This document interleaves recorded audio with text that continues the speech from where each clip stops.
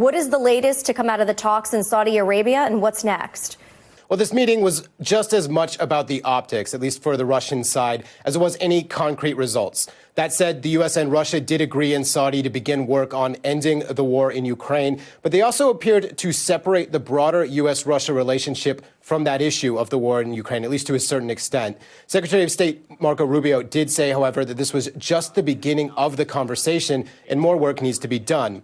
This does come as intelligence and congressional sources in Washington tell NBC News that they have, quote, zero intelligence that Putin is interested in a real peace deal right now.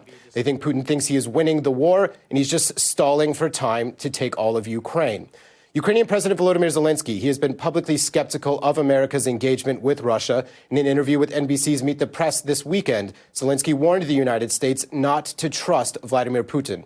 Zelensky was planning on traveling to Saudi Arabia today, but following yesterday's U.S.-Russia meeting there, the Ukrainian president said that he would be postponing his trip to Saudi to avoid any surprises. Zelensky is now fighting to ensure that Ukraine's interests are protected in negotiations, but he doesn't seem to be winning over Donald Trump. Yesterday, Trump criticized Zelensky, appearing to suggest that Ukraine was responsible for Russia's decision to invade their country. Trump's exact words were, quote, "You should have never started it. You could have made a deal." The decision to start this war, of course, was made by President Putin and his close friends. No one, least of all Ukraine, wanted this war.